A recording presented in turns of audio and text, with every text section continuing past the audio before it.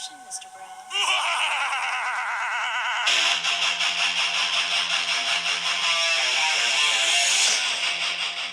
And welcome to another episode of Perils of the War. This is episode number 28. I will be your host today, Roman, and my co-host. What's up? I'm John. There you go. All right, boys. Just to let you know how this episode is going to go, we're going to do a little bit hobby and the games played. Then we're going to move into the news that came out of the LVO 2019 that just wrapped up not too long ago. Then we're going to talk about some stuff, a special interview that we had done earlier today that we'll just put on the at the end of the podcast just so that you can go ahead and check that out. It is a rather lengthy one, but I think it's a good one. It is with the owner, one of the owners of Grimdark Games, Greg Gonzalez, I believe. Gonzalez. So, yeah, it's a really good interview where he talks about kind of his LVO experience and how the mindset he took into it and everything like that. Yeah, he's not a bad guy despite being a fucking Mexican. Dude, we're all Mexican. Even you're a dirty Mexican too. You just got that light. You lucked out and got that light skin. Yeah, but I want to see how many people rage quit our episode before they get to the fucking part where we mention that we are in fact Latinos. It's one of those things where listening to another podcast, they were talking about Australia and how Australia is just British Texas. Like, that's all it is. And I was like, yeah, I kind of see that. Like, we're just like big land masses. We're fairly, I'm not saying we're all the way self-sustaining, but we're pretty goddamn self-sustaining on our own. And they've, done it for a majority of the time that they've been a nation. I see there's a lot of parallels. They call people cunts. We call people motherfuckers all the time. So I want to guess when they said that they weren't talking about like our ecosystem or our government or our self-sustaining capabilities. Mm-hmm. I'm pretty sure they were talking about how fucked up we are in the head. Yeah, we tend to we tend to I think one of the biggest kind of similarities between us is Texas is a huge drinking state. Like, we just get fucking smashed off our ass. And so does all of Australia, from what I understand. Open carry my fucking Glock while eating a plate-sized fucking... That is the one thing that Australia, like a lot of the Australians, like say, like, fuck, we wish we had guns over there. Because they're all fucking, gun nuts there too. They're all just like, fuck it, we have nothing but fucking miles around us. I mean, everything is so widely spread out, and even like big towns and things like that. So I just say they're just fucking British Texas. That's all they are. The whole that whole country, continent, same shit. That whole island, boom, Texas right here. But enough about that. Yeah, like we said, we're gonna head into some hobby. And as for me, I was able to finish the Mastodon and complete that. The gentleman that did put in the request for that seemed to be happy with it, though he did want some edge highlighting. I wasn't aware of that. They didn't. The Grimdark didn't let me know about that, which wasn't a big deal. But they just took care of it themselves. They just did some edge highlighting for the gentleman. So I was like, all right, cool. Yeah, I just need that information to do that, but not a big deal for them or me. So that's what I did. Other than that, I went ahead and started putting together my 30K stuff. The Battle for Calth box that I have just started. I have a theme going that the Mark IV is going to be my tac squads. So all my tac squads are going to be MK4, and then my veterans and older kind of marks of armor are going to be like the Mark III, and if I want, because the Mark II is kind of weird. I did see some of the stuff that they put out for Mark II from Forge World. I don't know how well I like it, but maybe. We'll see. Maybe if it's like an older style captain that I make a narrative for and things like that. And that's pretty much it for hobby. I'm still working on the other commission, which is Ultramarines. I'm maybe about a third of the way done, maybe a fourth of the way done. So just plugging away on that until the end of the month. What about you, John? Anything? I picked up Will Lanson's Sylvaneth. Okay. It's two um of the wizard trees, a regular tree, and a sword tree. Like 40 dryads and 12 of the Kurnoth hunters. All right. So, It so was it's a full army. Yeah, it's a full army. Yeah. And then going through magic cards to make the nostalgic cube deck that I've been trying to make. I don't know Mhm. if I mentioned that at all on the podcast. I don't think so. But we gave up Magic to play Warhammer because we couldn't afford to keep both games going, and Magic was getting really stale. But I wanted to make this nostalgic cube deck that was just the sets that me and the guys played, me and the city guys. Yeah.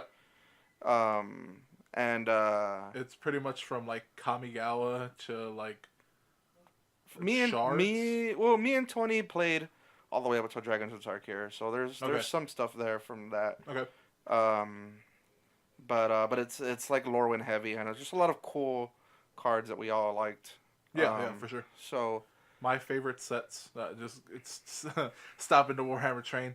One of my favorite sets of all time, just because it has probably my absolute favorite card.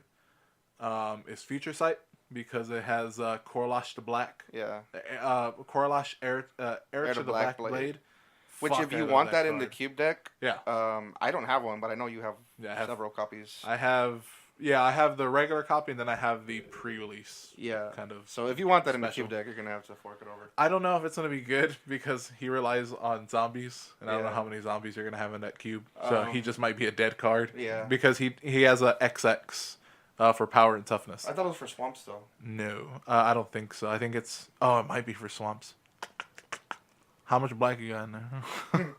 Either way, we'll talk that up. Yeah, we'll talk about that later. But anyways, like I was, my point is that I found a lot of old cards that actually have a lot of high value now. Even like the value on some of these cards have gone up Yeah. exponentially.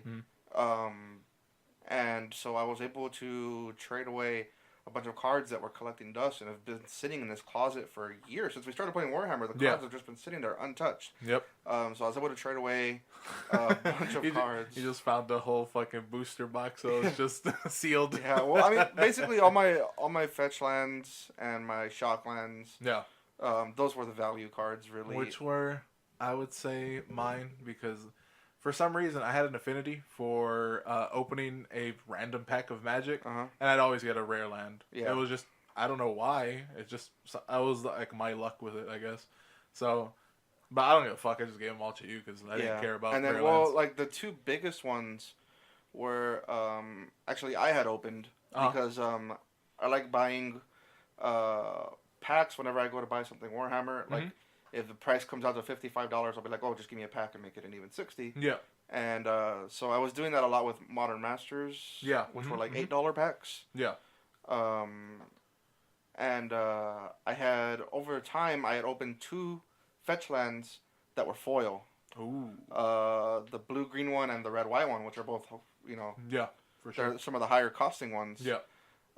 So both of them being foil, they were worth over $100 a piece. Oh wow. So I was like I'm not gonna try to fucking sell these.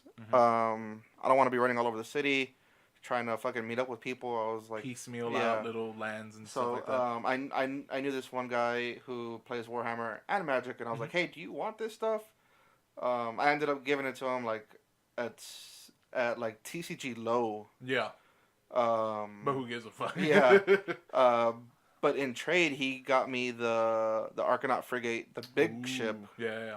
For my Caradron, and Alario the Everqueen for the Tree Folk. So I have, I'm pretty much donezo with both of those. Yeah. So you have a full army for both. For both Sylvaneth and and I did decide on a paint scheme finally. I was like, I really wanted to do the flocking. And go more towards an autumn look. Yeah. Especially with like the Garden of Bones thing. So I'm gonna keep all of that, but instead of being full autumn, it's gonna be like autumn going into winter. So there's still gonna be some flocking. It's just not gonna be as heavy. Like the leaves have already fallen off, but the ones there are orange and yellow and red. Still the Garden of Bones idea, but I'm gonna do more winter and kind of make like the bigger tree folk look like the old gods from Game of Thrones. So like their Okay. faces are gonna have like the weeping blood. Oh, okay. Um, I've been watching a lot of Game of Thrones, Apparently. getting ready for the next season, and I saw some winter schemes and they Mhm. looked really good. So I was like, oh, like this looks really good. If I just Mhm. put a little bit of red on the face, you got the old gods Yeah, yeah. from Game of Thrones. Awesome. So that's what I'm gonna do there. I'm trying to get that ready to go. Okay, cool. Anything else? I built up a couple of my MK3 attacks, getting ready Okay. for the Centurion Yeah, stuff. yeah. I gotta get some MK3 from Adam. Yeah. He said he's gonna get his stuff in because he was over in the UK for a while. He was stationed in England, so he'll be having all his stuff back relatively soon, if not like in the next couple of days. And I'm working out a deal with him for some MK3 stuff because of course I love MK3. Who doesn't?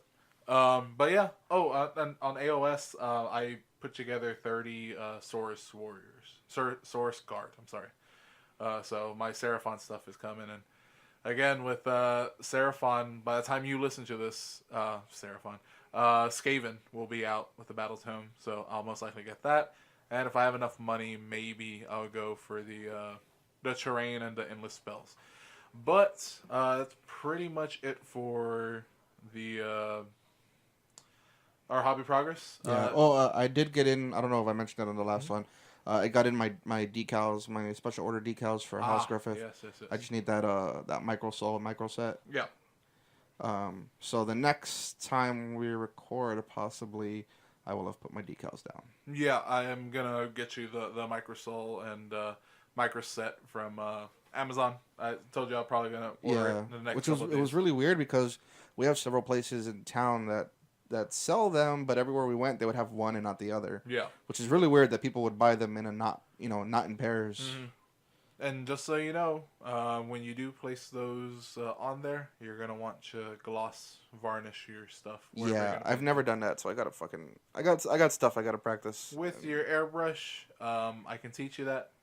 It should be simple. Rattle cans might fuck up the models. That's why I kind of I'm not really suggesting the aerosol cans, the rattle cans for it, because there is a chance that you can really mess those up. But even if you don't feel comfortable with the gloss varnish kind of thing, I can do that for you. So it shouldn't be a problem. If anything, I can even walk you through it if you want to do it yourself. But in any case, we actually do have games played. Yeah, we do. So me and John, played a game last week. Yes. Yeah, we played a game last week, and it was a 2K game. And I had said, I have to get into a more competitive mindset, not so much to win, but to just give a good match to somebody. Like, that's kind of like the worst thing about me as a player is I just take a whole bunch of shit and then I get blown out of the water, and I'm sure it's fun for the other guy, and I don't give a fuck. But I kind of want to give somebody a good match. I want there to be back and forth, not just like, all right, you beat me in like 20 minutes because you crippled my fucking stupid army in, the first turn. Yeah, and like in the interview, Greg was talking about the points he made and the way he scored them, and it just made me think like, if you go to Alamo with your fun list, you might give somebody 30 to 40 points that they wouldn't have gotten otherwise. Yeah. So it kind of affects the whole roster. Yeah, and that's the thing is, for good or for bad, that could happen, and that can really not mess up, but that could severely impact the ending of the whole thing. So that's just something that I wanted to do. I wanted to get more into a not so a casual. Greg had said it best: a casual competitive mindset. Yeah. Play what you want, but know what you're playing. Exactly, and that was my biggest thing is like not knowing and like I don't know, maybe like what are there tough 5? Man, fuck, who cares? I'll trade as tough 4 or whatever. And that was the biggest thing is just kind of learning my army and learning what I could do with the pieces that I have. Because I always say like, oh, I don't have like big pieces and like I don't know if I can really stand up to like some other stuff, but through reading my codex and reading the stratagems, and honestly with fucking Vigilus, and we'll get more into that as we get to the play. But I'm going to give you my list. It's a 2K list. It comes in at 19.99. I called it just simple DA 2K, and it comes with nine um, command points, and it's a battalion and an outrider. So the first one is the battalion. It has Azrael as my warlord, of course. Then it has a lieutenant with a bolt pistol and chainsword, because those 3 points would knock me over. It does have three scout squads with sniper rifles and camel cloaks. It does have two venerable dreadnoughts with missile launchers and twin las, and then an 8-man brick of Hellblasters. The ending to that list, actually, that's the end of that list. Then it goes into the Outrider detachment, which is Sammy on the Corvex, which is the jet bike. 2 units of 4-man Black Knight squads. A Raven Wing Dark Shroud with Heavy Bolter, and then the 2 Nephilim jet fighters with the Avenger Mega Bolter and the twin Heavy Bolters it has. What do you have your list? Yeah. So I had 12 command points, I think. Yeah. So I took 3 detachments. I had a Supreme Command of Inquisition, which had Eisenhorn, Krasmazov, and a nameless guy in Terminator armor. Okay. The Terminator armor I upgraded him with heavy side cannon, which is a nifty little gun. And then I had a battalion of Catachan with Strachan, 2 Psychers. Both of them were running the -1 to hit spell and the +1 to save spell. My 2 Inquisitors that were able to take magic because Krasmazov cannot. They were both running the one that lets you on a 4-up. You can ignore the morale phase for a single unit, which is kind of the backbone of my Catachan. Yeah. And I was running 6 units of 10-man guys. 3 of them had sniper rifles in them, and just kind of sat back until they were needed, just taking pop shots. They're not great, the sniper rifles for guard. They're hitting on 4s, and then you have to take like a special weapon squad, and I believe even in a special weapon squad, you can only get 2 sniper rifles per squad. Yeah. So I just kind of spread all 3 up amongst regular 10-man guys, and in case I had to sit back and hold objectives, they would be able to do that. The plan is to also get a heavy weapon into each of those squads, but I have to build those up. They're still on the sprue. Yeah. And then the other 30 guys, I use my command to combine 2 units into 1, and just kind of give all the buffs to those bigger units. Yeah. I had 4 Lehman Russes, 2 of them all plasma. One of them with the battle cannon with plasma sponsons, and the last one heavy bolter and Punisher Gatling cannon. So just a lot of DACA. Yeah. And then for my Lord of War, I was playing Gilliman for his aura abilities. Yeah. So that was my list. Yeah, and just right off the bat, I use the Vigilus detachment for the Ravenwing, which turns them into souped up Ravenwing, and it allows 2 more stratagems that they can use. So one is basically a hit and run from 7th edition. Once they do attack, they can go ahead and move as it were the movement phase and just get the hell out of Dodge. So I did use that detachment. The other stratagem is if something in your detachment does wound a unit, I can then spend one command point, or it's literally anywhere. You like the optimal way to use it. I figured is, it doesn't say you have to use it at the beginning of shooting phase or anything. It just says during the shooting phase, which means that you can wound something with something huge from that list, like the planes. Then everything that's Raven Wing can go ahead and shoot the same unit with a +1, which helps out with the Black Knights, of course, and helps them not fucking die. Yeah. So I use that. First turn, since I did not seize the initiative, I immediately remembered the 2 command points.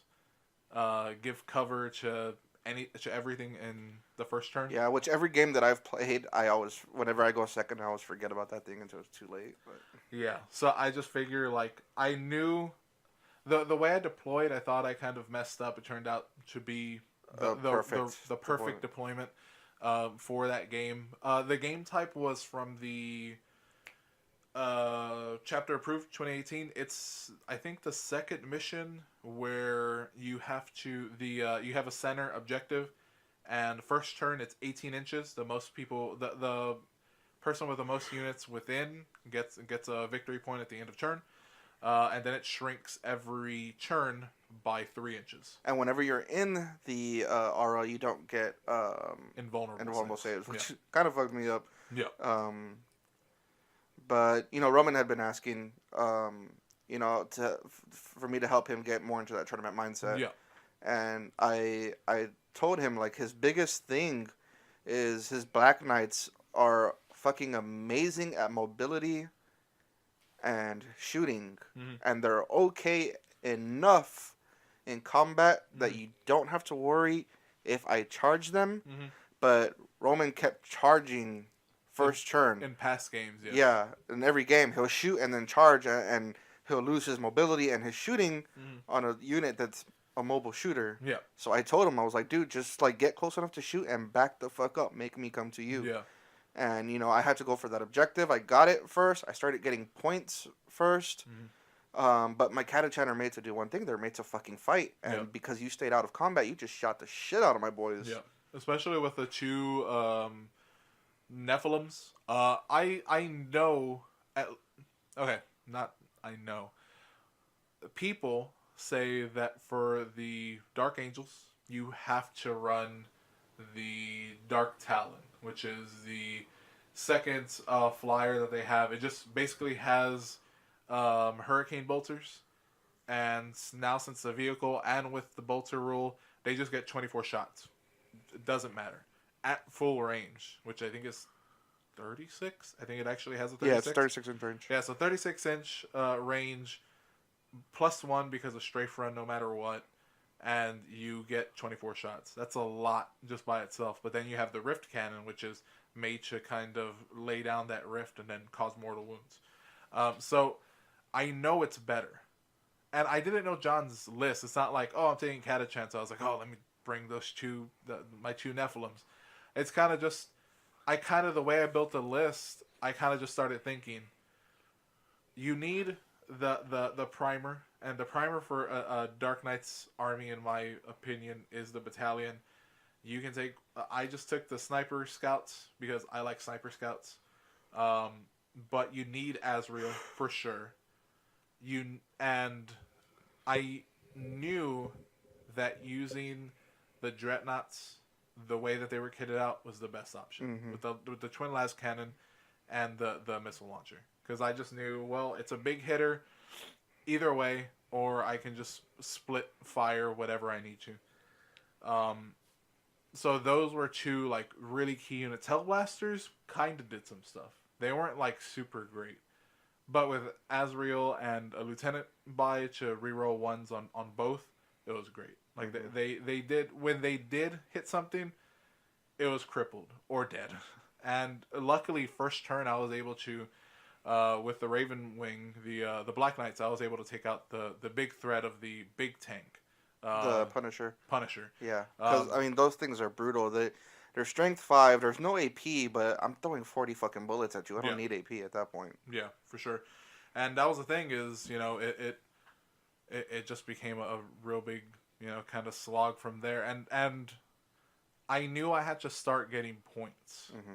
But the thing is, I knew I had to get rid of your Catachan. I just had to. And then you combining lists and you just ignoring morale basically for one command point. I just started throwing everything that I could into that. Like the tanks I really didn't bother with because I was like, I think the Black Knights can do a lot of damage, especially with Weapons of the Dark Age. And then luckily for me, one of your tanks exploded and just dealt mortal wounds to fucking everything. Yeah, everything. And I was like, okay, I think I got that. Then Dreadnoughts kind of cleaned up there, there. And you did really good keeping those Dreadnoughts together. And you did amazing keeping those planes together. Yes. I don't know if you knew before the game, because I know I mentioned it. Mm-hmm. I didn't know if you already knew, though, is to keep your planes together.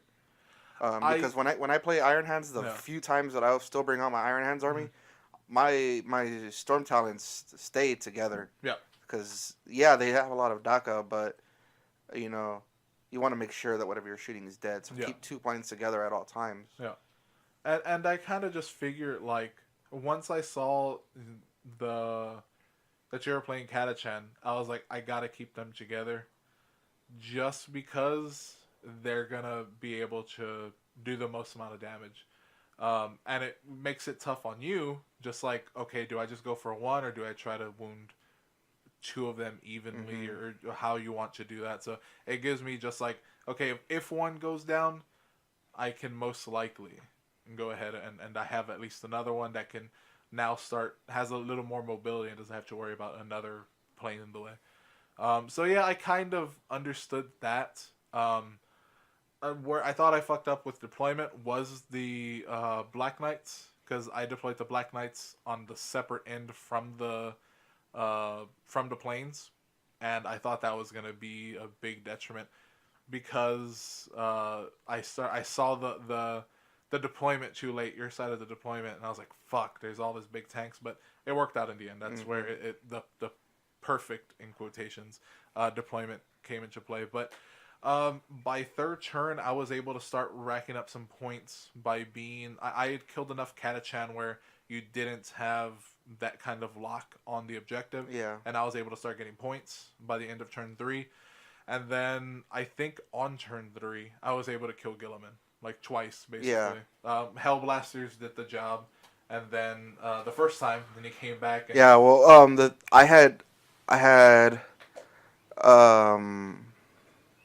I didn't know about that stratagem where you could back up your bikes. So I got into combat with those bikes, and I was like, okay, like we're all safe here. He can't pull back his bikes or he'll lose his shooting and his attacking. Yeah. But then that stratagem, I was just like, oh, that's a thing, okay. Yeah. Gilliman's just sitting out in the open now. Yeah, he was sitting out in the open, and Hellblasters and Dreadnoughts just killed him twice. So, because of that, I was able to, because of the way that the chapter approved missions worked out, in my first turn, I was able to take down one unit, the one tank, at least. I think I took out 2 tanks, but I was able to take out at least one, which counts for first strike. Yeah. So I already had one by the time everything started rolling. And then we kind of cut it a little bit early, maybe at turn 4, at the end of turn 4, because we kind of figured out that by turn 5, I had wiped out enough of the Catachan, and I still had my planes, both of them shooting still in the first bracket, where I could just... Yeah, it was going to be a uphill battle for me with pretty much no possible victory. And then by the end of turn 3, I had killed Gilliman, I had killed Strachan, I had killed Krasmazov, I killed your Terminator in close combat with the bikes. So it was... I already got rid of the... What really hurt was the fact that objective marker, which I was so quick to jump on, just took all my fucking invulnerable saves away. Yeah. And it's an army of invulnerable saves. Strachan has the 4 up, the Terminator had the 5 up, Gilliman had the 3 up, and all that was just ripped away. And I was like, oh, yeah, this will be interesting. So at the end, I believe I had First Blood, Slay the Warlord, and Linebreaker. I could get Linebreaker because of my bikes just sitting in the backfield. And I didn't have any of those 3. Yeah, so I was just relying on the relic. Yeah, so it ended up, when we called it, it would have been 6-3. So I took it 6-3. it was it was a learning experience because I learned a lot that Ravenwing with Vigilus is actually a big deal. And most especially, um, the first turn you use your snipers against Struck, and you put 2 mortal wounds on him, and then you just kind of ignored him until I got him into combat. Yeah. Yeah. Like I told you before, maybe you might want to even up it to 5 sniper scouts. Yeah. Especially if we're going up against lists like mine. If you take out Strauchen and the priest with snipers, my army crumbles because the guys are still there. But morale's With ignore, they're still there. They're still ignoring morale, but Strauchen gives the orders, and with both of them, all my guys get 3 attacks. Mm-hmm. Without them, I get 1 attack each. Yeah. Without orders. Mm-hmm. Fair enough. So yeah, there's of course things I could have done better, but for the most part, I think I played okay. Yes, you did. I think I still have a long way to go. I even doubted the Dreadnoughts. I was like, I thought he wanted to learn how to play tournament style. Why did he bring fucking 2 regular Dreadnoughts? And I was like, no, they're venerable. They can shrug off wounds. They're venerable. Not just that, they have that fucking 2-up ballistic skill. Yeah, they have 2-ups for ballistics and weapon skill. But the way I had to get out weapon skill is not a deal. Yeah. But I kind of started thinking, is there another way to run them? So I'm thinking of possibly instead of the las cannons, wanting to take plasma cannons, but with them take basically have 2 of them and take the tech marine, so that if they do suffer any mortal wounds, because at that point, since they're only taking 1 mortal wound for every 1 I roll, if I do keep them, just if I do position them correctly, they can stay in one spot for a good while with 36-inch range, heavy 3, re-rolling 1s. But if they do re-roll a 1 with the supercharge, then maybe... Well, the plasma cannon's D3, isn't it? It's heavy D3. Okay, so I think at that point the last cannons is just the better option. The last cannon is the better option, but again, kind of wanting to play different things. Yeah. And then just wanting to just try... And that's the main thing, is I want to try different things, not just rely on the same thing, because I wanted to try Deathwing. And Deathwing is a very, very, very hard thing to use. Not just because of Terminators, but they're fucking expensive. Even so, the way I want to run them, and I don't know if it's the optimal way, but I'm thinking it might be. For sure, Terminators, you want to run them with the missile launcher, the Cyclone missile launcher, because they still get a Storm Bolter as well, and they still have their Power Fist. So you're still putting out 20 shots with just a 5-man squad for bolters, and then you have a heavy 2d6. I think. I'm not sure what the Cyclone does. I think if you want to do the regular the because it has flak and crack. I think it's heavy 2 for the crack, and then for the flak it's heavy 2d6. So you can get quite a bit of shots out of them. But the thing I want to do is or one of the things that I'm thinking of is putting them in a 10-man, which is fucking expensive. It's 400 and something points with that loadout. But as soon as they land, they get to shoot with a stratagem. So for 1 command point, I get to bring them in and just shoot the hell out of something.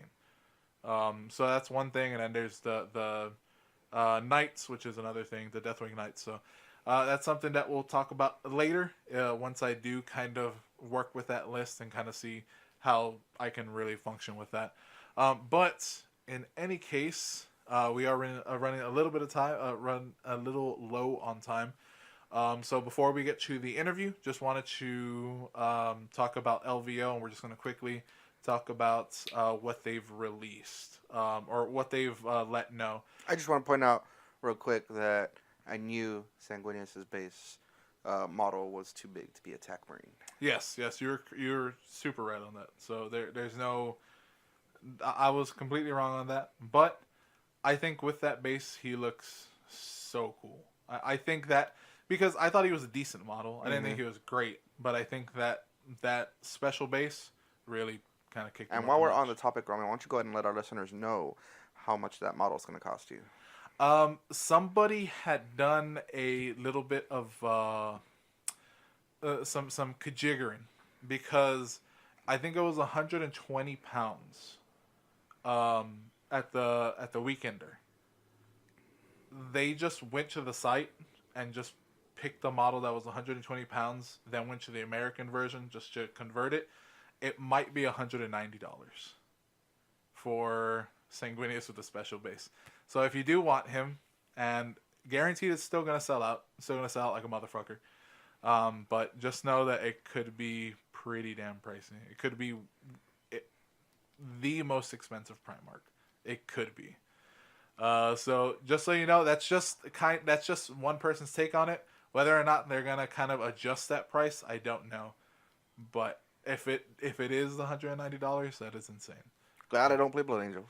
Yeah. But we're gonna move on to the LVO news that came out. They started off with Age of Sigmar, and they had an announcement that new battle tomes for every Grand Alliance coming in 2019. So there is going to be Order, Death, Chaos, and Destruction. And they're already coming out with Chaos. The Blades of Corn battle tome is dropping relatively soon. With that, there is going to be a redesign on the Skull Taker, who is a special character bloodletter. He is a fucking assassin. I mean, he looks really cool, to be honest with you. I like his look. He has two horns that are carrying skulls. They're like kind of curved in. And his cape looks awesome. I'm going to front with the cape. So it looks cool. What are his rules going to be? We don't know. But then Korn, of course, got some endless spells. Fuck off if you don't think they're endless spells. They're endless spells. Bro, it's fucking concentrated fucking rage and fury. So you mean like endless spells? Got it. And then they said the next chapter for the Soul Wars, which is Forbidden Power. What this is, apparently, it's still in the realm of Soul Wars. So it still might involve death. I don't know what that means. Like, I honestly don't know what it could be, because when you look at the original set, it's the original Age of Sigmar was Khorne and the regular Stormhost for the Stormcast. That was just brute force. Like, that's all those things are about. They're just brute force kind of things. Then when Soul Wars came out, it was about magic. So, Death relies heavily on magic, and they had the Sacrosanct chapter to combat that. I don't know what this Forbidden Power is supposed to be. In my wildest dreams, I would hope that they're just like, we're bringing back fucking Tomb Kings, baby. They're gonna be redesigned. Guess who's coming back? All those fucking Ushafti fucking Bowman, they're all coming back, baby. Let's do it. And then a new Bone Giant, it's gonna be sweet. But I doubt it's gonna be that. So we'll see what that is. Now, they did announce Warhammer Age of Sigmar Warcry, which kind of scares me, because they said it was from the same team that did Kill Teams and Shadespire. And I think this is going to be the new edition of Skirmish, which is bullshit, because Skirmish just came out in the fucking White Dwarf.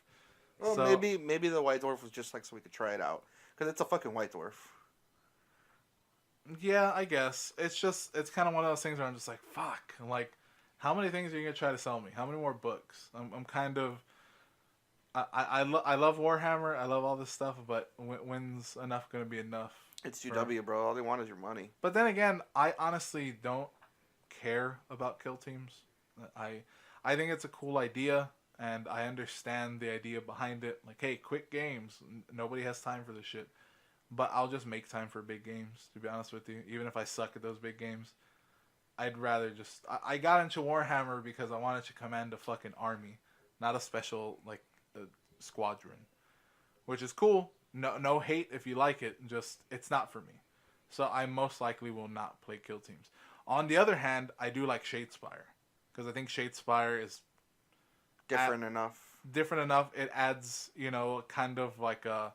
your power deck and all that kind of stuff adds like it's like a maelstrom mission. You know what I mean? So it takes that into account. It's not like kill teams where it's just like, hey, fuck you, just kill, kill, kill. You know, there. And I know there's different objectives in the games, but it just kind of feels that way when Shadespire is like movement plays a big part, all the weird objectives and like how you have to what you're gonna discard and keep for your objectives is a big thing. So I just like it a little bit more, but we'll see what happens with that. On the subject of Warhammer Underworlds, they are gonna release a new warband, and it is Sylvaneth. It is the Yelthari's Guardians, and it's gonna be based on the Spite Revenants and Tree Revenants. And apparently they are going to have some kind of magic ability, so they are going to be able to summon some magic in that game. What's up? So look forward to that coming soon. But on the 40k side, they did announce Shadow Spear. So basically every single model in this box is a brand new sculpt, is what they said. And that's where you're going to get your Vanguard Space Marine Librarian, the Milady Librarian, as everybody calls them. You're also going to get the Eliminators, which are basically scouts with souped up sniper rifles, which I'm all about. I'll probably get them. But on the Chaos side, they actually have the Master of Processions. He looks to be a sorcerer. Looks like it. A dark sorcerer.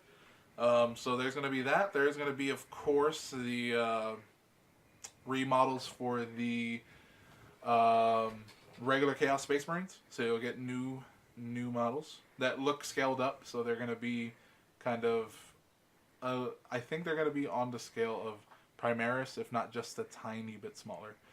Just in terms of height, the backpack might be a little bit shorter. That's all. Then they showed the big one, Obliterators. They're getting a completely new fucking sculpt. Fucking jizzed all over myself. Which makes me sad because I know me and John did a trade, and I'm going to get a whole bunch of the old Obliterators, and I'm going to want to throw them in the trash so I can get new Obliterators. Yeah, but by the time Obliterators come out in a separate box, and by the time you actually get around to allowing yourself to spend money on new Obliterators... Yeah, that's the big thing with me, yeah. I think you're going to be getting a lot of use out of the old ones. We'll see. I mean, if anything, they're already put together. Even though they're metal, they're going to be there. So I can at least kind of fuck with them a little bit.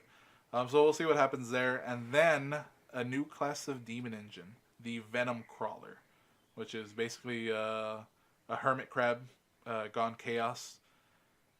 So it looks cool. Honestly, it's not my favorite thing to look at. But maybe there's another version of it. I'm not too much into chaos. Just... to be clear, I'm not a chaos guy. You like Emperor's Children, you like Noise Marines. Yes. And you didn't get in it for demon engines. No, not at all. Or tanks. You want fucking, what's the word, cacophony? Yeah. Yeah, you want fucking guitars and power swords and fucking screaming backpacks. Yeah, so like the demon engine is cool. I know people are going nuts over it. It's just not for me. I'm that fucking gamer, so I'm sorry. But then they did have their Battle Sisters Bulletin, where they did show another model. I don't know if they gave it a name. I don't think they did. It doesn't have a name. I'm sorry if they did have a name and I didn't have it. But she's basically a banner bearer, so she has a banner that has kind of, I guess, like a chest with skulls in it. I have no idea how to describe it. It's like a fuck it. You've seen the model. Don't kid me that you haven't seen the model. But it does look cool. I do like the helmet. The helmet is gonna sound weird, but it kind of reminds me of Lord of the Rings, like the Uruk-hai helmets, like just like those base kind of just like almost football looking helmet kind of things. I just like it. But I think it's an awesome model. I know they're gonna put some more detail on it most likely, but it does look good. It's a great starter for that model. And then the ending, of course, is one more thing. They did show off some some new Abby. So Abby, Yeah, they did. Abby's getting a brand new fucking model. It looks awesome, to be honest with you. I'm happy for everybody that did play Black Legion and wanted to play Abaddon, but they didn't like that fucking old scope. So I'm happy. It does look ridiculously big. It might be on a 60 mil like Gilliman, because somebody had taken all the photos. They basically just stopped every angle that they could, took the picture, and then just kind of put it together in a collage. And he looks really big. He looks like he's on a 60 mil. It could possibly be a 50 mil, like Typhus. Yeah. Like Typhus, his new thing, he's on a new 50 mil. So it might be that, but I really am thinking it's a 60 mil. Yeah, it looks really big. So, and then his claw looks great. His sword looks awesome. So I'm happy. I'm happy for everybody that's getting a new model. I might just get one just to paint it, to be honest with you. Even though I don't play Black Legion or anything like that. So, and it could be that I buy him, paint him, and there could be something in the coming months in which something we speak about. A project, and John knows what I'm talking about. He just looked at me. He knows what's up. You know, he's on the same wavelength. But I think that's about it for this episode. Again, stick around for the interview with Greg from Grimdark. It is about a 50-minute interview or so, but it is very good. He breaks down his matches, kind of his thought process For LVO. For LVO, and we'll leave it to him to tell you his win percentage and all that kind of stuff. But it is a great interview. And is there anything you want to say before we get on out here? Bye. Yeah. See you in the warp, and See you later, Space Cowboy. We'll see you next time. Just stick around for the interview. Thanks a lot, guys. So, with all the stuff going on, all the talking we've been doing about LVO that just happened, I thought it would be a good opportunity to interview somebody who was at LVO, and as a happy coincidence, actually had a good standing, because if I had gone, I would have been in last place. I don't know. It would have been tough if I was there. I would have fought you for last place. I did see somebody in Red Star had the last table sash, the last table queen bunny or something like that. Yeah. I don't know. It looked funny. I think it would have looked good on me. But we are here with Greg Gonzalez, the one of the owners of Grimdark Games. Now, Greg, before we start asking you questions or before you start telling us how your experience went, I, of course, just want to remind you that this is a family-friendly podcast. You can't say fuck, you can't say shit or cunt. Apparently, you can't even say bisexual because some people would just get their bannies in a twist. So, Man, what about trannies? you can say trannies. Actually, you can. But now that we got the jokes out of the way and we lost some of our listeners, why don't you go ahead and first and foremost tell us what did you take to play at the LVO? So, all year I played Death Guard at the Alamo GT and the War Games Con in Austin. But going into this, I wasn't in position to win the faction. So I took knights. I took a full knights army.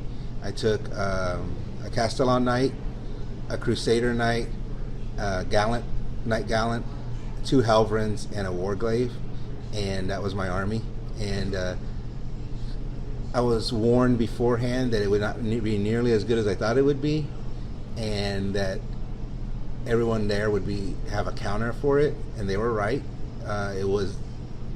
It does not impose its will on other armies, and everyone had something that could handle a knight. Yeah. But I was very fortunate. I probably played some of my best 40K ever, and I went 4-2 in the LVO. Awesome. Yeah, which is a very good record. And kudos to you for not throwing in the Power 32 or the Lucky 32, whatever it's called, because you could have just spammed, Command points 100 and something points worth of models and gotten an extra 5 command points, and you didn't, which I highly respect. Yeah. That was actually a goal, was to do pure knights. Yeah, to do it on its own merits and not rely on command points from just allying something else in. And I've seen your knight army. I actually watched you while you put it together and painted it. And it came out beautiful. It's a nice red and black. What is it, House Raven? House Raven mostly, but part of it was House Hawkshroud, Oh, okay. Yeah. which I like that one because they can double their number of wounds remaining when they're firing and stuff like that. Yeah, which is very, very helpful when you have the tiers that 8th edition introduced, which I like the tiers. I love it. You know, there's no reason why you should be doing as good at 3 wounds as you were at 20. Yeah. Of course, I don't love it so much when I have my knight and it's only at 3 wounds, but on paper, it sounds great. Yeah, In my mind, it's very thematic. Yeah. Yeah. Because as like you can imagine, like last shots just going through it, so it's not as mobile, but it's just I'm gonna do whatever I can to pump as many guys out. But don't forget, there's a stratagem called the something resurgent or something, and it allows your knight to operate at for one command point. It allows your knight to operate at the highest top level of their profile. Oh, really? Nice. I didn't know that. Is it for a particular phase or for a turn? It's for the whole turn. Really? Wow. We both play knights. We both have knight codexes, and neither one of us knew that. Yeah. Well, that's the thing is like, you know, I have the 2 Helverins, 2 Armigers. I have 2 or 3. I honestly don't remember. That's not a brag. I just, you know, like everybody else, just kind of buy things, don't remember if you have 2 or 3. So I do have the regular knights. I haven't gotten to Castellan or anything else like that. But he is the truth. Yeah. And the light. Really? Yeah. I have to get a Castellan. He's amazing. It's the best unit in the game at 604 points, and would still be the best unit in the game at 800 points. It is that good. He's because you can. There's stratagems help. You can give him. You make him the warlord. He gets the Ion Bulwark, which gives him a 4-up invulnerable save, and then they have a stratagem. Rotate Ion Shields, which gives him a 3-up invulnerable save. Okay. There's 2 relics that go real well with him because he has Call's Wrath, which is an upgrade to his Plasma Decimator, and its base damage is 3, and so it's just powerful. Yeah. But there's also an Armor of the Sainted Ion or something like that. And that gives you a 2-up save. So you could, if you give him that, he could have a 2-up and a 2-up, 4-up, and possibly a 2-up, 3-up, which would make him delicious, right? And so you kind of now with that, you're only going to have maybe 9 command points total, but it's pretty nice. It sounds. I mean, that's pretty much the save capability of a Terminator, only with the output of a knight. So with 28 wounds and the ability to gun down anything in the game. So I'm sorry. Go ahead. No, go for it. I was just gonna ask you, what did you play against? Like, what were some of your matches? Well, long weekend, 6 games over 2 days. So 3 games starting at 10 o'clock Friday, and very first matchup, he had. Gentleman was playing Ultramarines with a knight, but it was Knight Cerastus Lancer. Oh, okay, the shield and the lance. Yeah, shield and the lance, and I had no answer for that. He got my gallant in close combat and destroyed him, and destroyed the castle in close combat. And I was like, I barely scored. I think it scored 10 points. So needless to say, that was game 1. And he had a lot of anti-knight weaponry. Overall, his vehicles were very strong, and a lot of forge roll. But I was a little disheartened at that point. I was like, golly, it just started. I'm already getting my butt kicked. That's what the whole weekend's going to be like? Yeah, so that was I struggled, and I think tactically I didn't play well. I think I made some poor decisions in target selection, and I think I kind of played into his hands a little bit, but you only get like an hour between the first game and you get lunch, and then your second game starts. So there wasn't a heck of a lot of time to dwell on it. You gotta kind of get yourself, okay, I got my butt kicked, what do I do next? Just always kind of look, because I think that's a hard thing for people to wrap their head around is, once you take that loss, you're just kind of like, especially something where you didn't feel like you did much of anything, and that's something that in the podcast we'll talk about more with my games. But what after that first game, how did you recover, and what was kind of your strategy for like? Do you have strategy for like you're on turn 1, or you have like a turn 2 kind of thing? What's kind of the mindset that you go into with that, especially with like that kind of a list? Well, in that army, like I said, I think I did my tactically. I played it incorrectly. I don't think I used my stratagems as well as I could have. There's one specific stratagem that House Raven can use, and that Castellan is House Raven, and it's called Order of Companions, and it allows you to reroll ones for the shooting phase, and that includes the number of shots. Do you hit? Do you wound? How much damage? So anytime you roll a 1, you can re-roll it. Yeah, that's actually pretty very powerful. strong. Yeah. Very strong. 3 command points, but that, and I don't think I didn't use it in turn 1 because he was way on the other side of the table, and I didn't think I needed to. Yeah, and I should have. Okay. Right. So that was mistake number 1. Yeah. And so I thought, okay, for game 2, the other thing is I was moving too much in game 1, and so. I was moving my knights up, and they were being isolated. Yeah. And when they're by themselves, they're just big targets. Yes. It's when there are a number of them there, so you force your opponent to make a decision, good or bad. They got to make a decision, and I was making these decisions too easy. This is here on its own. They kill it. This is way over here. They need to be. If I shoot this, he can still charge. Those kinds of decisions. So I just made those kind of mistakes. A lot of those. Okay. But your question was, how did I get beyond that and get ready for the game 2? Just honestly, it was when everyone else went to lunch, I went back and I was thinking, because even going into it, I thought, do I want to be aggressive or do I want to stay back? And it's because I think staying back is a better plan. And I got aggressive. Yeah. Right. So in game 2, I stayed back, which was good because that was a crazy game 2. He was playing Ultramarines again because he had Guilliman. Yeah. But he was playing Vigilus stuff. Ah, okay. And I was like, what the heck?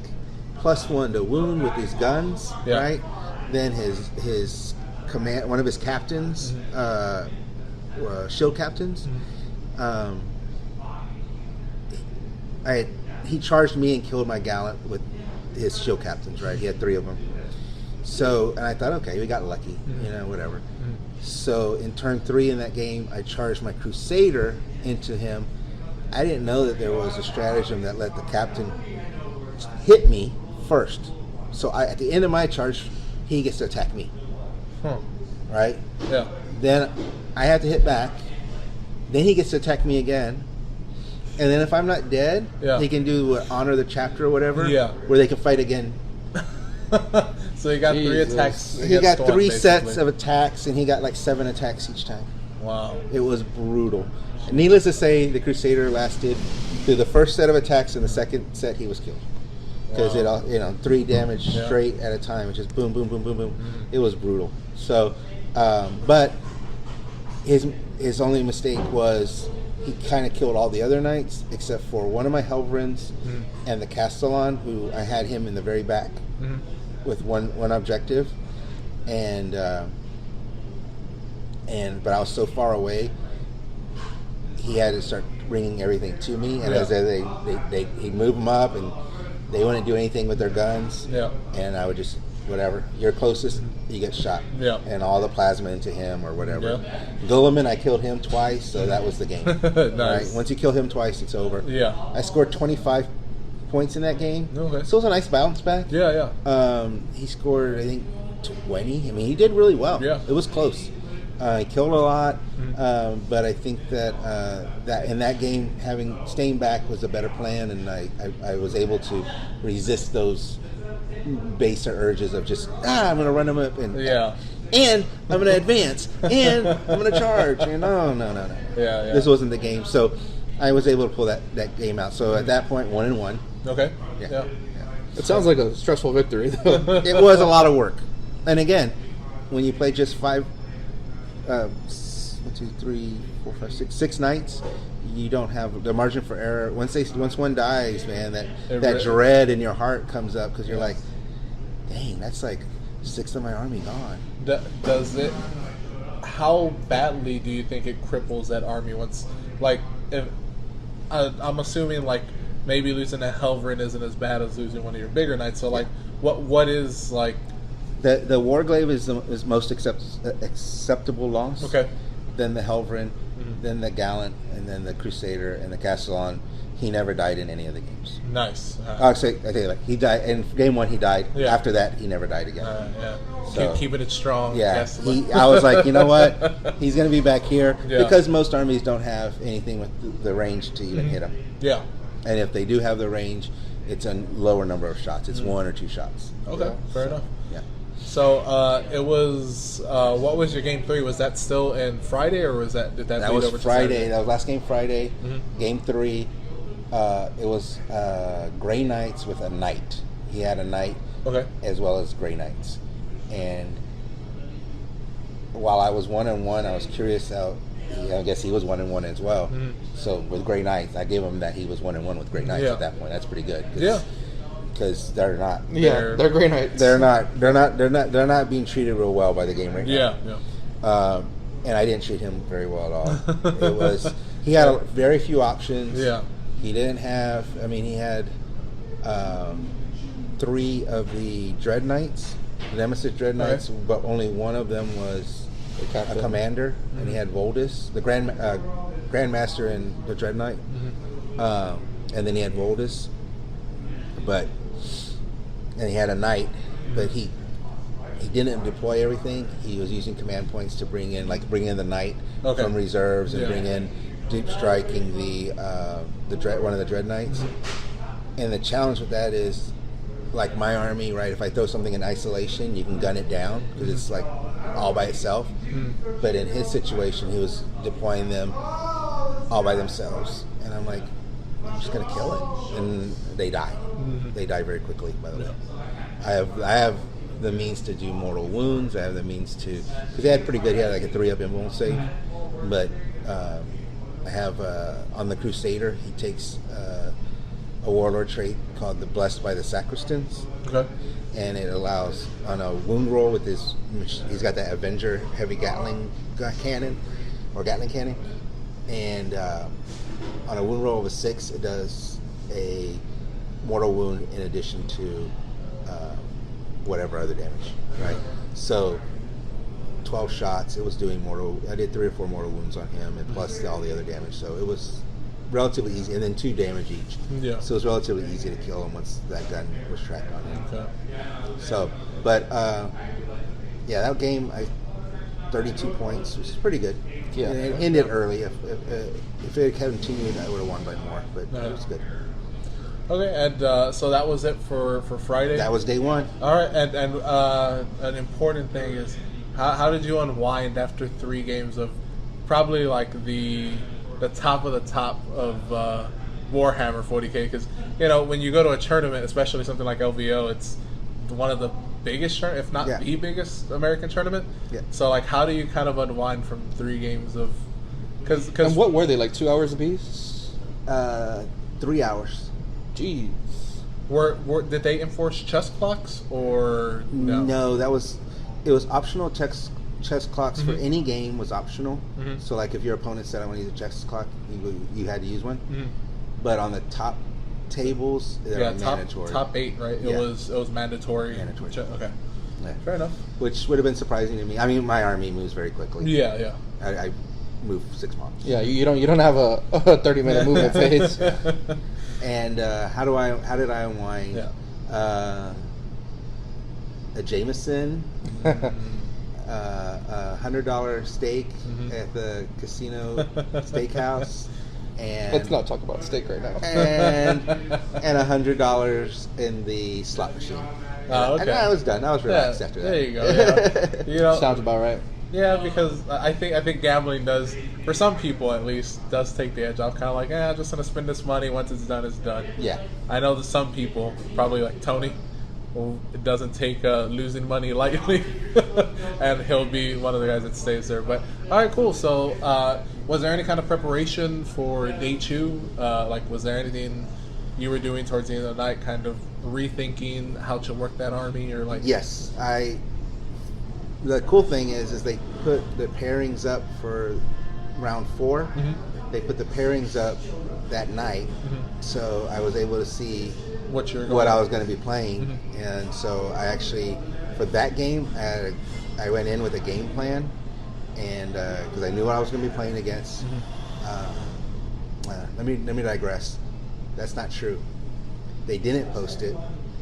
I went into the BCP player and I checked the roster, the placings, and I looked at the 2 people ahead of me and the 2 people behind me, and I figured I'd play one of those people. Right? I was in 102nd place, so I was like, okay, I'll probably play 101. So how many people were in this tournament? Now that you bring up a placing, like 700. So at the end of day 1, you were 102 out of almost 700. Yeah, that's pretty good. It was a good day. It was a good day, and I just wild guess. I'm like, oh, this Necrons, and I know a lot of people are like, oh, Necrons in a rough place, they're not that great, but I know people that play Necrons, and I know that they do well. And so I'm like, okay, what's he got? And then after I saw what he had, I was like, okay, I kind of want to play this guy. I hope this is him. Because he had the Necron Seraptic construct, that new giant one, huge Forge World piece of spider, the big giant spider. And I was like, I kind of want to play him. Yeah, of course, yeah. And so I kind of game planned around if I played him. Then when they announced the pairings the next morning, I did get him. Nice. I picked correctly. And he goes, "You want to see my list?" I said, "No, I studied it." Did a tear roll down his cheek? Yeah, because I think he got a little nervous. I kid you not. We get to the end. He's like, "Okay, I'm deployed," and I was like, "Cause I deployed first. Okay? I've got nothing." He's like, "I'm deployed," and I said, "Oh, your construct can deep strike?" And he's like, "Oh." He forgot to deploy the biggest model in his army. And it was and I was like, oh man, you messed up. So then now he has to deploy. We're in where it's the quadrant where you're deploying. So he has to deploy that big son of a bitch in there, and he's already taking the whole backfield up. So he has to put it basically up front, and everything in my army has line of sight on it. And by the way, I get +1, so I went first, and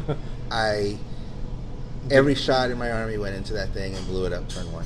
He never got to, but that's what you have to do. Yeah, for sure. It's a night killer for sure.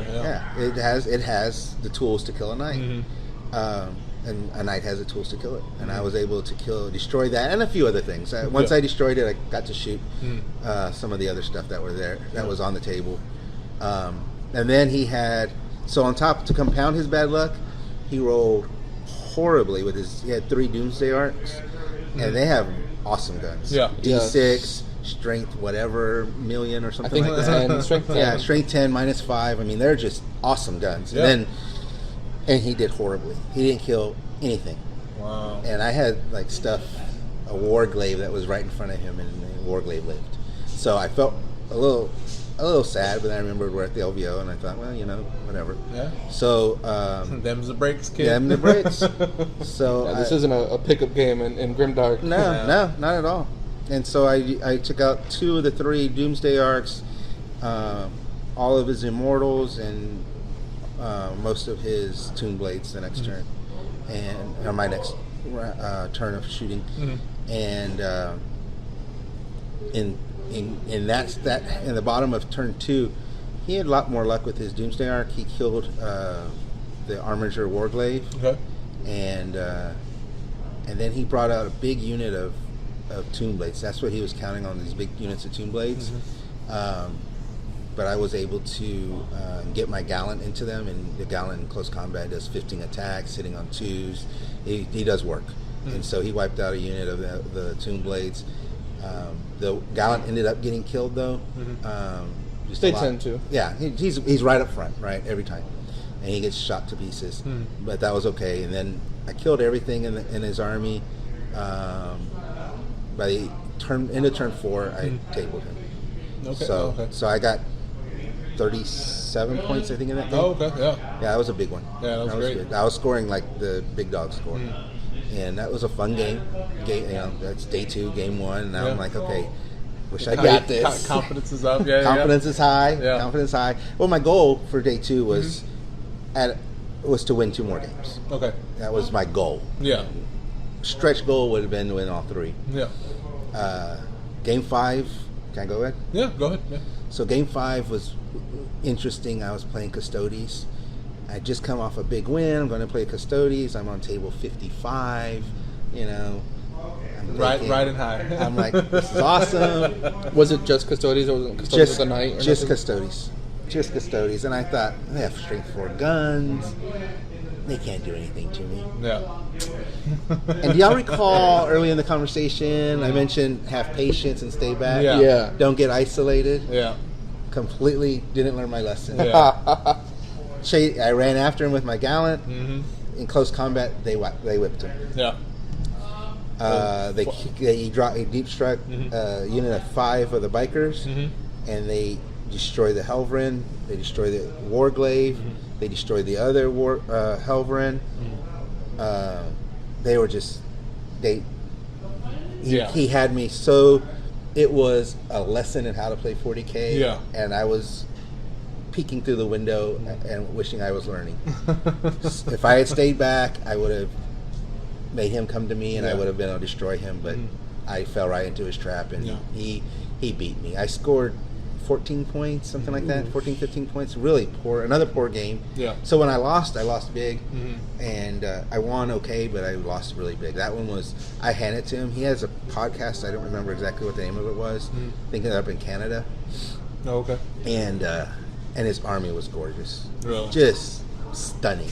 It was the Custodes, but they were the ones that in white.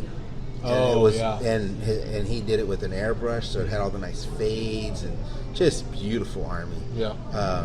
It was a pleasure to play him. Nice. Pleasure to play him. And he was a good guy. I mean, like I said, he put on a clinic, and he played night, so he was able to correct some of my mistakes. You know, oh, I can't do that kind of thing. Yeah, but at least he wasn't a dick about anything. No, So, not at all. Not at all. He was. He beat me fair and square. Yeah. And deserved the win. Yeah. I gave it to him. And again, I thought I would whip him. Strength 4 guns. Screw that. He put a lesson on me. I respect those guns. Nice. So, game 5 was a loss. So now I'm sitting there. I'm like, oh my gosh, I'm 3-2. I'm gonna end up 3-3, which is okay. I mean, hey, break even. But going into game 6, there's one army that I went there to wanting to play, just to see what it was like, and that was Orcs. Right? They're the hotness in the game. Yeah. Nick Nanavati switched over to Orcs for the LVO. A bunch of people did, and they look good, and they look great on paper, and they perform well. And I got to play Orcs in game 6. Evil Sons, and I was like, oh crap, I gotta go first. Now understand, I've gone first all day long. Yeah. The whole tournament. Yeah. Game 6, when I need to go first, Yeah. no. And even with your +1. Even with my +1, Yeah. they gave me a 2. Okay. Wow. So, and the Evil Sons, they move fast. Everything moves, advances, everything. Bikers, everything. Yeah, it's just a close combat kind of chapter for him, right? Yeah. And he had shooting. It was, if it were me building the list, I would build it much the same way. It had 14 Ludas, 25 grots to die for the Ludas. Yeah. The Ludas would do work, right? They're autocannons. And then they have an unlimited supply of command points, so you're running all the stratagems he wants, grot, shield, whatever. I want these guys to shoot twice. I want this guys to fight twice. All this crazy stuff.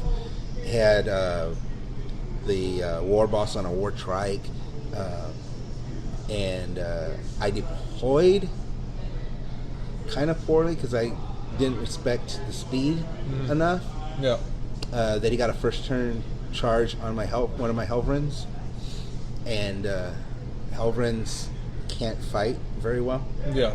So it was embarrassing that he locked him up and that guy never got out of that combat. Yeah. But so first turn charge, everything else was on the line for first turn. He didn't charge his trucks full of boys. So now, once he was done, he did what he could do. He did okay. He didn't kill anything. And then it was my turn, and my army can shoot. Yeah. And it can shoot really, really well. And so I took out.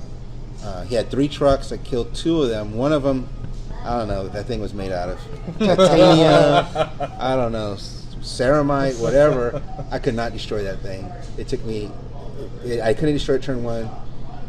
Plus, I didn't want to put as much shooting because I knew I wanted to hit the Ludas.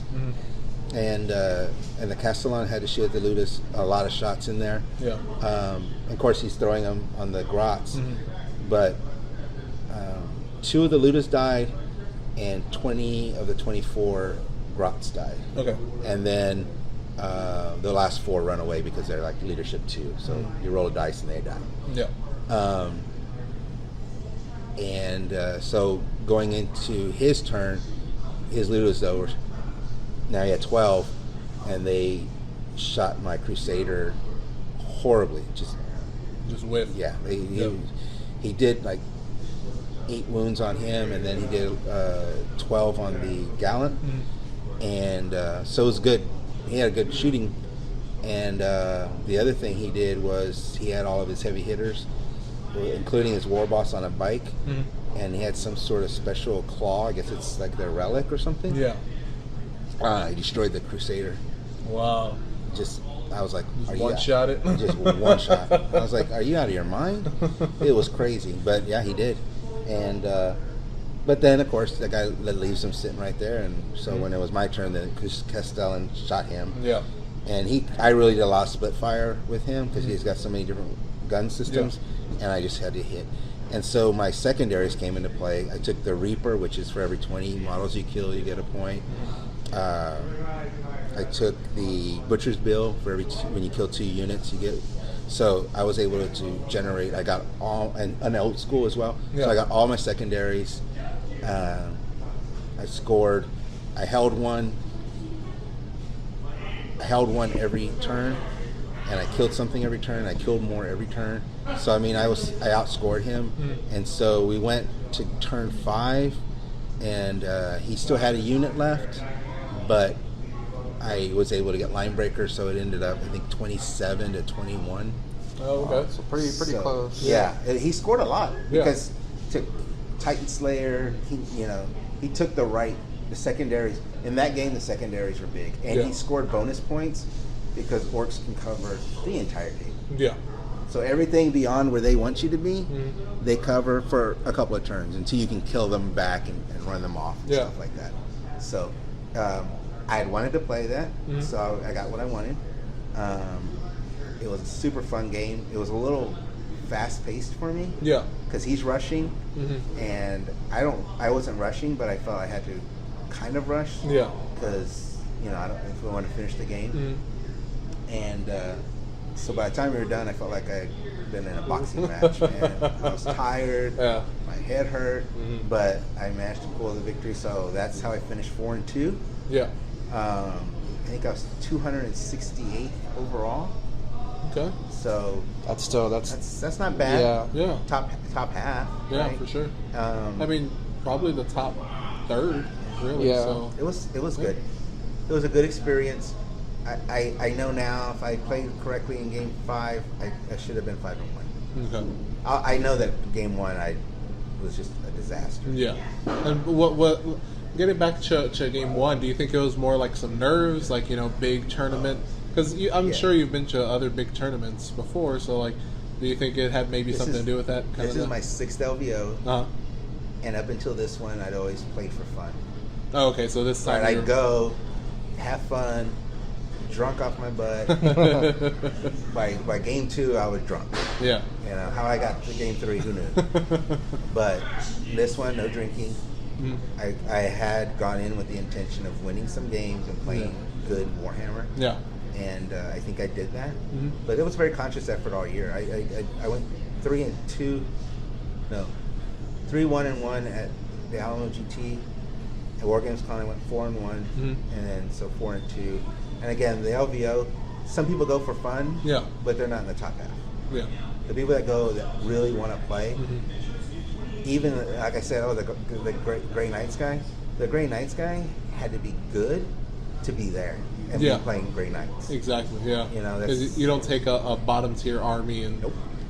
expect to do that. I mean, just can't even make it to really. Eldar, I didn't play any Eldar. Mm. They were everywhere, but I didn't play any. Thank goodness, because they are harder. They're Yeah. harder. They have tools as well. Yeah. Especially when they discover that the Harlequins can deal out an enormous number of mortal wounds with their Yeah. Sky Weavers, Star Weavers, or whatever. So, but it was a blast. If you ever consider going to something big like that, Yeah. I would go. That's a lot. You get a lot of 40K Yeah. in a weekend. Everyone that makes a podcast or a YouTube battle report, Yeah. they're there. Pretty much everyone's there. We should probably do that. So it was a blast, man. Yeah. I got to meet Mark Merrill, the co-founder of Riot Games. They make League Oh of yeah, Legends. yeah, yeah. He played. They played an exhibition game on Thursday, and then he played. I think he played in the tournament. Anyway, I met him, and now we're friends on Facebook. So I'm not going to stalk you, sir, but I might stalk you. All right, fair enough. So I just Reese and Frankie. I've known them for years. I've been to every one of the LVOs since their Nice. inaugural. So I've been very blessed in that regard. And but like I said, this is the first time I decided that I really wanted to play well. Yeah. LVO. Have you gone to any Adepticons? No, I have No. not. Because that's kind of the big thing. Because I know that LVO is the biggest, and Adepticon is just almost right there with it. But I think Adepticon is in Chicago. Yeah, it's in something Illinois, somewhere north of Chicago. Yeah, it's like a little suburb. It might be a little suburb outside of Chicago, but in Illinois. So you've never been there, so maybe we should go to LVO. Maybe that's something that we'll do next year, especially save up some money and head up there. How much was kind of the registration? What was the registration process like? The registration process was good. I always want to go, so I keep an eye out for it. And its tickets go on sale in June. Yeah. And they announce it on their podcast, so Yeah. I'm like, keep an eye on it, and then I always buy tickets. I bought tickets for a number of people as well that flaked on me at the last minute. I'm not going to say any names, but Mike Brown said he's not going to go at the last minute, and so after the due date for the refunds, so I ate the cost of it. But it's all right. It's a great experience. I would recommend it. I think number one, it's Vegas. Yeah. You can't not have fun. Yeah, true. Right? Whether you're a foodie, you're a gambler, you like the ladies. Apparently, there's some women there that look nice. Some trannies too. Some trannies. If you're into that, If you're into that, you got it's that Vegas. going for you. It's Vegas. You can get anything. Yeah, exactly. And it stays there unless you don't wear a hat. Exactly. Why is the whole Red Star group covered in glitter? Yeah. Don't worry about it. I saw Will Lansden there. Yeah. Yeah, he was there for a convention for work. But Yeah. came He had by, to work, but he was able to sneak out of work to. spent some time up there. But saw a lot of San Antonio people there. Nice. Some of the better players. Yeah. They did. Some of those guys did real well. Nick Gower, he plays here in San Antonio with his Dark Elder or his Drukari, and I think he was 5-1. If I remember correctly. Nice. Matt Ali from Austin made the top 8. So Wow. he played in the final 8, which is pretty amazing because that's rare. Yeah. That's like the Nick Nanavati's. That's the guy who won, Brandon Grant. I don't know if y'all saw his game on the live stream. No, I Warhammer didn't. I TV. didn't catch any of it, unfortunately. It was. It should be something we should be able to go back and see. Right? Yeah, I'm sure you can find it on YouTube. If you're a subscriber, you can go back to the. or you can videos. subscribe to Twitch. Yeah, I know John Cook went, who's a little bit of a celebrity. Yeah, John Cook was there. yeah, he beat my son Jake. He beat him up. Literally? Just on the table. Just on the table. I was like, that's literally. I mean, Yeah, just on the tabletop. But that's good. You know, John's a good guy, and he loves the game. And he's been playing for years, and he's a good for the community. yes. And so I'm glad that he had some success. I don't know what his record was. I lost track. There's so many people there. Yeah. Paul Murphy from Forge the Narrative. I got to see him. Mike Brandt was there. Lawrence from Tabletop Tactics was there. Okay. There was just Ace Face was there. So a lot of the people that you watch Battle Reports were there. What about Bobby Boucher? Bobby Boucher. Kenny Boucher. Kenny Boucher. He's always going to be Bobby in my heart. What's up, dog? he was there. I talked to him for a little bit. He does good work. I met him a few years ago. He came to War Games Con. It was like 5 years ago. The end of 5th, beginning of 6th. Ah, okay. Yeah. War Games Con at the time was one of the biggest national tournaments. I think it's come down a little bit since then. And mostly due to bad luck. Like that, the 6th edition dropped in the middle of their tournament one year. And then 7th edition dropped the month before the tournament. And so they're just timing-wise, they just kept getting hit. So they moved it from June to August, and no 8th edition drop in the middle of the tournament this time. My hope is that we actually get like semi-famous as a podcast, and Kenny Boucher does listen to us one day, and he's like, you know what, I'm gonna go back and see what their earlier work was like, because everybody sucks in their early work. Let me just check it out. And he's gonna get really mad. He's like, why do they keep calling me Bobby Boucher? But He's a good guy. yeah, I mean, it sounds awesome. Congrats on your luck out there and how many points you got and your standing. I mean, that's great, and it's all run through ITC, right? So you can check everything as the tournament season. If you're a subscriber to the Best Coast Pairings app, you can go back and you can look at all your events that you play in, and you can see everyone's score. You can pull down and look at who you play, what you play. All that stuff is still there. So that's kind of nice. Yeah, and we have the app for Alamo because it's the only thing we do play. Yeah. It's a blessing. And I've always been casually competitive, right? Because if I lose, I don't give a shit. Yeah. I still go home to my house, and my wife, and my dog, and my kids, and all that. But being casually competitive still means being competitive, and that means I'm trying to learn my rules well enough that I'm not a distraction at the table. No. But also being casual means I'm going to play what I want. If there's an army that may be subpar in the meta, whatever the hell that is, doesn't matter. I'm just gonna play it. I've never understood the whole meta thing, and for me, I'm not very competitive when it comes to Warhammer. I'm trying to get into that kind of mindset so I can at least give somebody a good game, because I always just take whatever the hell and just get blown out of the water, and I just feel like that's not a good game for somebody that's playing that kind of invested some time to trying to do this.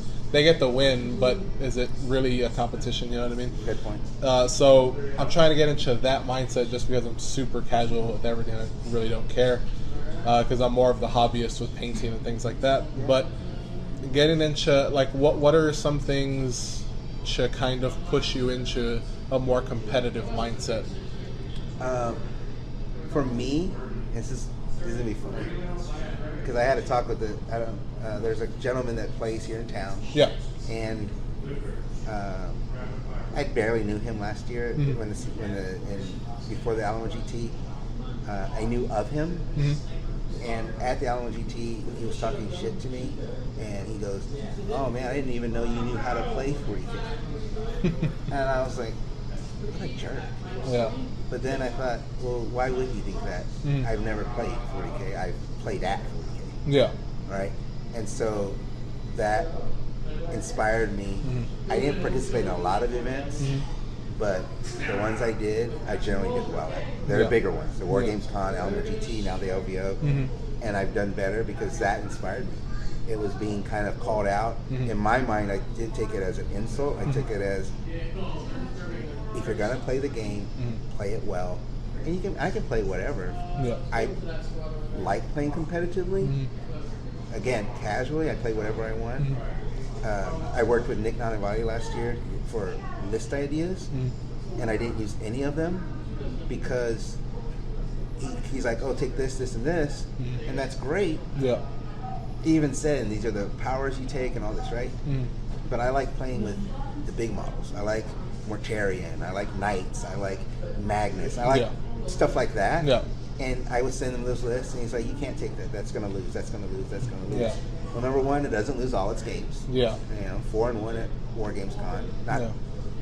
Wasn't the highest scoring, but I did okay. Yeah.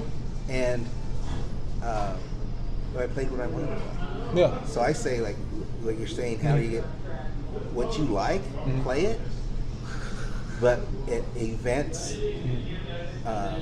make sure you're playing good stuff that does what you want it to do, and make the changes necessary to compensate for the fact that there's going to be something there that's going to counter you. Yeah.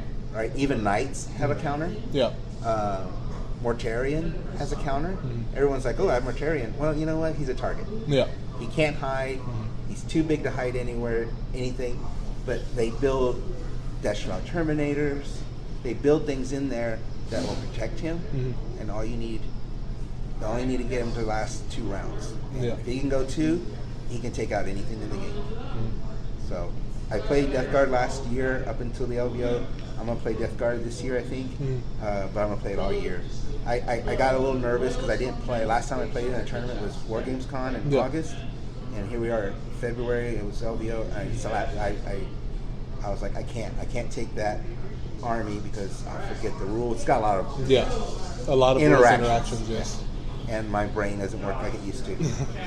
So Knights are a little easier, and I'm not as embarrassed having to look up all the guns, right? Yeah. Everyone looks up the guns. You can't know them all. Yeah, of course. So, but play your army, whatever you like. Take some stronger units, don't take garbage, and just make sure you play it well. The guy playing Custodes, that list's a dime a dozen. There was multiple Custodian lists there. That guy whooped me because he outplayed me. Yeah. Straight up outplayed me. So you can only play what you want and play it well. Fair enough. All right. Well, is there anything else you want to ask before we I wrap it think, up? How was like, aside from gaming, was there like a lot of shit on display? Oh yeah, there was they had a vendor hall. The people that make the AOS Champions card game were there. Privateer Press was there because they have a huge war machine. Games Workshop was there. Of course. Yeah, selling Forge World and stuff. Yeah. Were you there for Thursday for like the announcements? The announcements and all that kind of thing? I got there Thursday, saw the announcements. It was amazing. Holy cow. I'm so excited for Shadow Spear. Yeah. I think that's going to be an amazing box set. Yeah. And I'm very blessed that I have the store. Yeah. So I can get a couple of copies of that. Of course.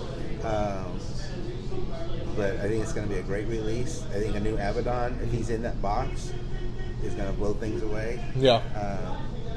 Man, he's going to be awesome. I've got 3 Abaddons. I got one, I think, first generation. Yeah. Another one first generation because he doesn't change. Yeah. And I bought one from some other company called War Games Exclusive or something. Yeah, like I love their models. I have that one. But you can't really play him at GW sponsored events. Yeah. So this one will be nice. This will be the granddaddy. Yeah. So I'll probably have someone here at the studio paint it. Awesome. But I look forward to that. I look forward really to all of it. The Age of Sigmar stuff that's coming out, it's amazing. But mostly the Shadow Spear. That's gonna. Having more Primaris Space Marine units is better. Yes. They're the way to go. They're not going to go back. You can still play it, but you're never going to make. But you have to play it. If you want Predators with all those last cannons, you have to take it, right? Because they don't make one for Primaris. Yeah. One day they will, maybe. Maybe. That's one thing that I'm kind of iffy on. Like, will they ever kind of make Primaris grade regular transports and things like that? And I just don't think it's profitable for them, just because they have all those already. People will just play those. And even the repulsors, like, I don't know, I don't see many repulsors just at all, really. I know that there's except for those two right except there. for those 2 right there. But I mean, you don't see them. At least, like, I don't see people, like, especially outside of Gilliman. If you don't see Gilliman, you don't see repulsors. Yeah, that I think that's a fair statement. I think I watched the bat rip, and he had Golden, and the repulsor was out of range. Yeah. I'm like, well, then why'd you do that? Yeah. You control your deployment, dude. Keep everything near Golden, so they get the reroll. But he does have a lot of guns, and a meta. One of the things I'll tell you is that seeing the orcs, and while I won, that army will probably overrun most armies. They're going to be really good, and having that many guns would be probably very helpful in a game against them. Just they have all the tools, and probably the other dark horse, and these are old school Space Marines, the Death Watch. The Death Watch, I saw people playing Death Watch with a single night, but the Death Watch, they do a lot of work. Yeah, because of the special ammunition rules, right? Special ammunition rules, 2 points for a Storm Shield, and you take a Terminator to take the no AP shots. Yeah. You take a guy with a jump pack and make him fall back and still shoot. You take him with a bike, right, and then he can fall back and charge. So there's just a lot you can do in that army. Yeah. But primarily, Storm Bolters and Storm Shields and a single Terminator in one unit. That's a really good squad. Yeah, I think Vigilus really helped out a lot of armies. Especially like the Dark Angels in the game that me and John had played earlier this week. I really saw the power of the Ravenwing detachment that they have. Oh, wow. Because and especially with like the bolters, because I was just taking Black Knights, and they're assault, but you can take regular bikes with the 4 shots each, and then you have one of the stratagems when you use that detachment is if something in the Ravenwing detachment hits at least 1 wound on an enemy unit, that unit is now +1 to shoot at. So like you can just shoot it with the multi-melta, hope you get something, and then just shoot it to hell with bolters. So it can be pretty damn good with the Ravenwing. I think Ravenwing got a big step up. Which they needed. I saw some there. I saw some Ravenwing armies at the LVO. So yeah, Ravenwing is definitely the way to go with Dark Angels. Yeah, I have a Black Knight Ravenwing army, and I regret it now. Hundreds of dollars worth of models. Yeah. So. I'm the same way. I have so many just stuff in boxes, and I'm just like, well, I'm gonna have to build them sometime. But yeah, I think that's pretty much it. Anything else? I think that's going to be it. I just want to thank you for agreeing to sit down with us. Thank you. Absolutely, and thanks for doing your podcast for the community. I think it makes San Antonio gaming community stronger, and thanks for giving me the opportunity to tell you about my adventure/misadventure. And I look forward to working with you guys more on other projects. Yeah. And thank you so much for this opportunity. Yeah, and before you go, if you want to shout out your storefront here, absolutely. If anybody doesn't know already, this is probably the best place to play in San Antonio. Yeah, we know our 40K here. We know our gaming.